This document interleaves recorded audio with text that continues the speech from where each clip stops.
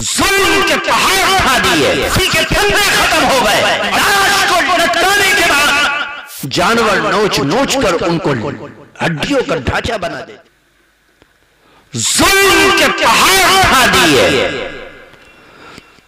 फांसी के फंदे खत्म हो गए, दरख्तों की शाखों पर फंदे बना दिए और लाश को लटकाने के बाद जब मुर्दा हो जाती उनको दफनाने वाला कोई दिखाई नहीं देता था, फूंकने वाला कोई दिखाई नहीं देता था।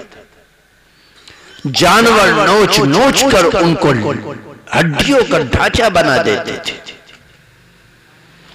उन आलम के अंदर जहां चप्पे चप्पे पर मदरसे थे,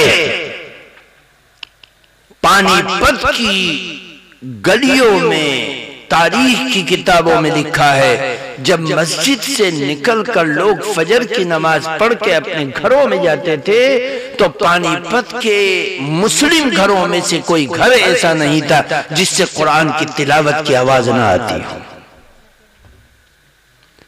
कुरान पढ़ने वाला पढ़ रहा है।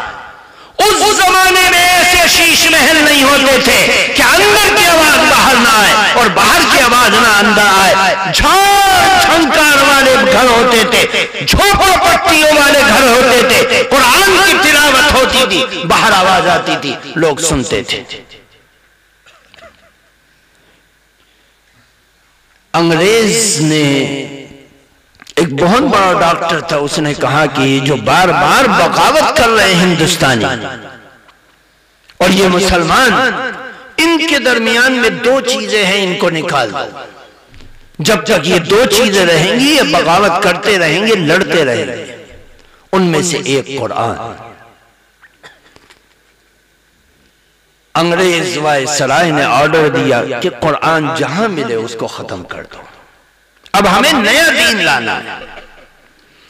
बड़े बड़े पोप और पादरी बुलाए गए और दिल्ली के चौकों पर, चौराहों पर, गलियों में, दुकानों में, चौपालों में उन पोप पादरियों को खड़ा कर दिया जाता और लोगों के मजमे से वो ईसाइयत की तबलीग और इशाअत के लिए बात करते कि ईसा अलैहिस्सलाम का लाया हुआ दीन आला है और मोहम्मद के मुकाबले पर ईसा आला है सल्लल्लाहु अलैहि वसल्लम।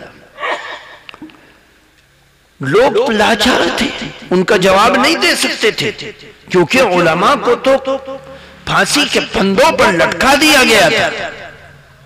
1857 का जब कत्ल बचा तो उस कत्ल की भयानक दास्तानों में से एक दास्तान ये थी कि दिल्ली के अंदर हर चौक पर मदरसा था। जब 1857 का कत्ल आम बचा तो दिल्ली के एक कोने से दूसरे कोने पर एक विरासत का मसला पूछने के लिए गांव का देहाती चलने वाला मसला पूछने के लिए निकल जाता था कि कोई आलिम मिल जाए जो मेरा मसला हल कर दे, कोई इमाम मिल जाए जो मेरा मसला हल कर दे, कोई मुफ्ती मिल जाए जो मेरा मसला हल कर दे। एक कोने से दूसरे कोने तक पार करके चला जाता था, कोई मसला बतलाने वाला दिखाई नहीं देता था। उस दिल्ली में, जिस दिल्ली के अंदर हजारों मदरसे थे, हजारों कुरान की दरसगाहें थी, सबको खत्म कर दिया गया, सबको लूट लिया गया, सबको गोदाम बना दिया गया, सबको मकानात में तब्दील कर दिया गया, सबको खत्म कर दिया गया। उस आलम में कौन उनको बतलाएगा कि ईसाइयत अफजल है या इस्लाम अफजल है? कौन दिफा करेगा? मौलाना कासिम नानोतवी रहमतुल्लाह अलैह, मौलाना रहमतुल्लाह केरानवी रहमतुल्लाह अलैह और इन जैसे बहुत से अकाबिर उस जमाने में आए और ये नौजवान थे। इनकी उम्रें कितनी थी? 22 साल की, 20 साल की। उस आलम के अंदर वो मुकाबला कर रहे हैं और उनका जवाब दे रहे हैं। मेरे दोस्तों बुजुर्गों, उस अजीब व गरीब आलम के अंदर कुरान के नुस्खों को जलाने का ऑर्डर हो गया, मस्जिदों से निकाले गए, घरों से निकाले गए। और पानीपत की तारीख में लिखा है कि इतना कुरान जलाया गया कि कई दिनों तक कुरान के जलने के सियाह धुआं आकाश में, फिजा में बिखरा हुआ था और धूप सही तरीके से पड़ नहीं पाती थी, इतना कुरान जलाया गया। मेरे दोस्तों बुजुर्गों, एक खान साहब थे, उन्होंने जब देखा कि कुरान के नुस्खे तलाश किए जा रहे हैं और जलाए जा रहे हैं, उन्होंने 2 छोटे बच्चों की दावत की जो कुरान के हाफिज थे, और जो अफसर पानीपत में मुकीम था और कुरान के नुस्खे छीन छीन कर जला रहा था, उसकी दावत की कि तुम मेरे पास आओ।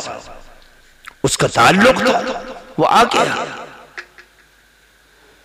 उन 2 बच्चों में से एक को इशारा किया, बेटे कुरान पढ़ो। वो पढ़ा है, एक सूरत पढ़ता है, 2 सूरतें पढ़ता है, जहां गलती आती है दूसरा छोटा सा बच्चा उसको जवाब देता है और उसकी इस्लाह कर देता है।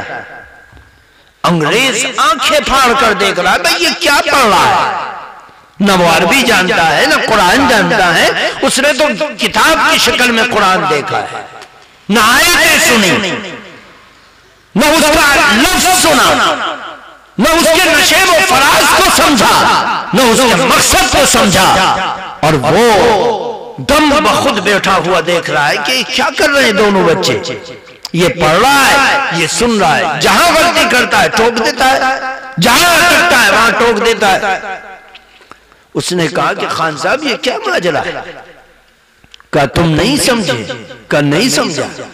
जिस कुरान को तुम महीनों से जला रहे हो, हमारी कौम की माओ ने अपनी गोद में खेलने वाले बच्चों को उस कुरान का हाफिज बना दिया है।